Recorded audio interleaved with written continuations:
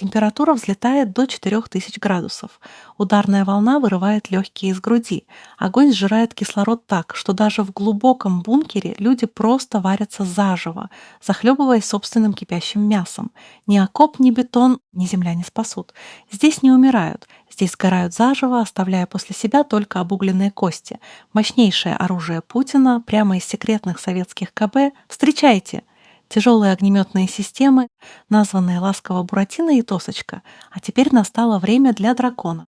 При всей своей огневой мощи один снайпер или FPV-дрон может обнулить все старания советских конструкторов.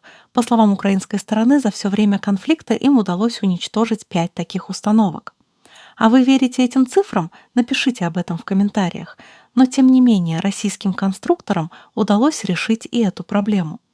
В этом видео я расскажу, как и зачем советский Буратино встал на колеса, а затем превратился в дракона. В начале этого года по центральным каналам телевидения показали работу новой боевой машины ТОС-3, получившей наименование «Дракон». Что это такое? Напомню зрителям, что в отличие от артиллерийских орудий и обычных систем залпового огня, таких, к примеру, как знаменитый «Град», поражающих противника фугасными и осколочно-фугасными боеприпасами, тяжелые огнеметные системы ведут огонь с специальными термобарическими снарядами, наполненными специальной аэрозольной взрывчаткой.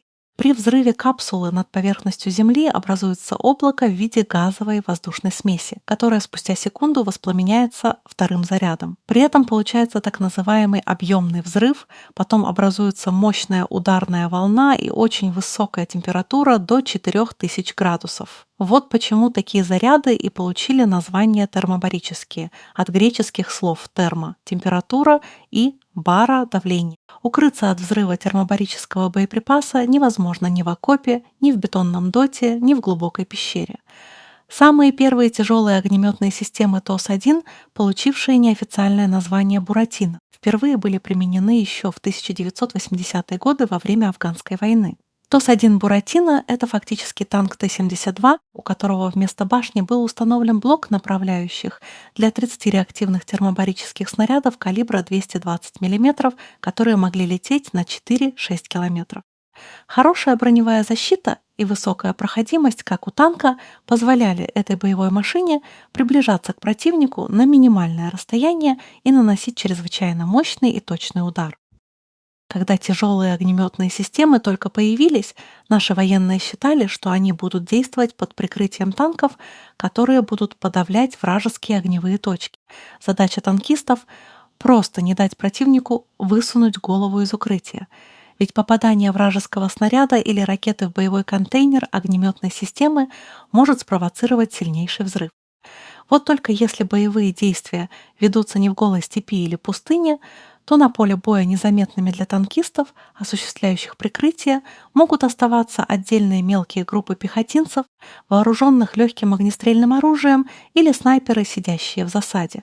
Они, конечно, не могут нанести самой боевой машине ТОС никаких повреждений, но вот попадание пули в ракеты, находящиеся в контейнере в боеготовом состоянии, явно нежелательно.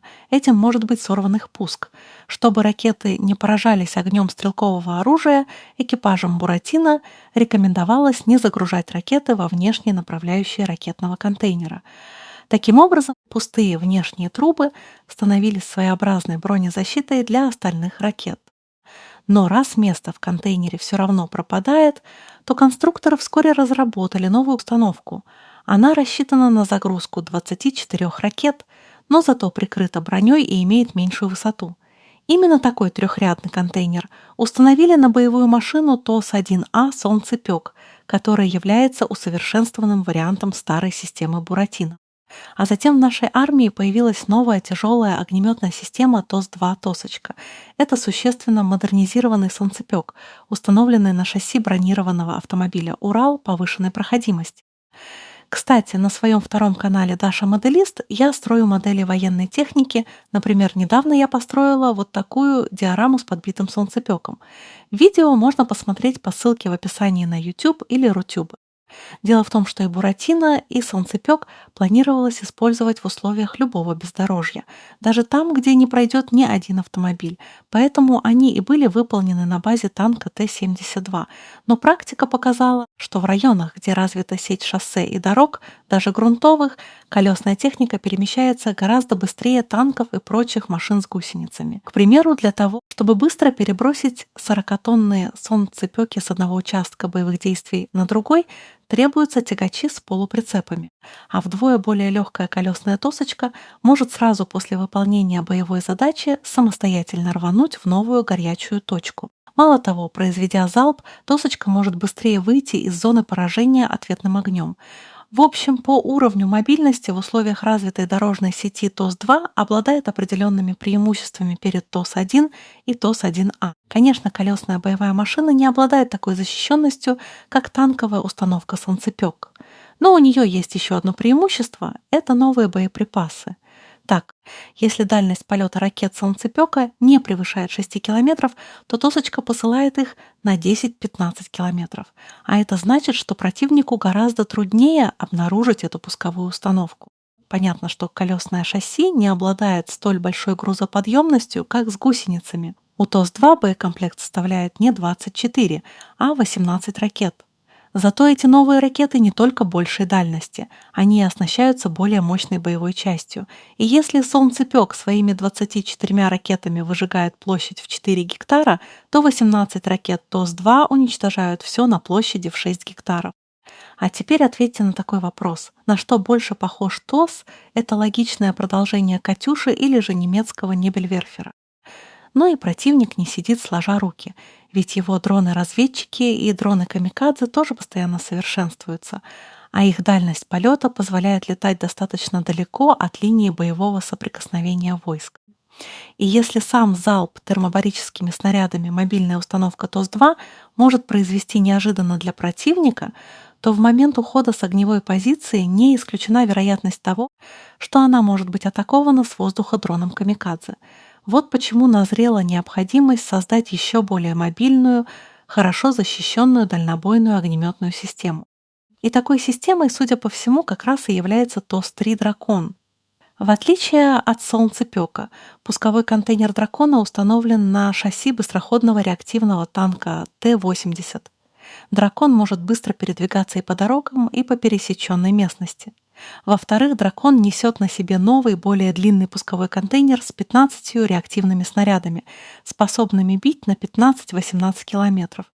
Мало того, пусковой контейнер имеет усиленную решетчато-сетчатую противодроновую защиту. Сзади он прикрыт свисающими тяжелыми цепями, а спереди защищен высокой стенкой, жестко укрепленной на танке.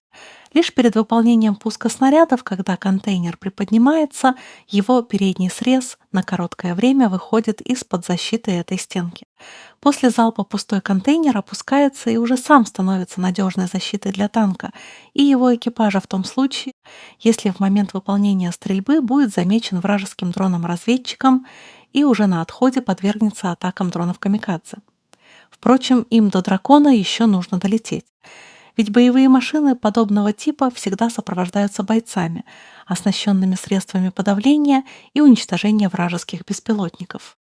«Дракон» — это настоящий символ того, как российская военная техника шаг за шагом становится все совершеннее, умнее и защищеннее. И пусть пока она только появилась на экранах, можно быть уверенным, в ближайшие годы мы услышим о ней еще очень много. Если вам было интересно узнать, как рождаются такие грозные машины, и вы хотите и дальше разбираться в самой крутой технике, обязательно подписывайтесь на канал Даша Техник. Тут каждый день появляются новые захватывающие выпуски про оружие, танки, самолеты и все самые интересные технологии. Не пропустите ни одного. А чтобы поддержать мой проект и получить еще больше эксклюзивных фото со мной, заходите на мою Бусти-страницу, ссылка в описании.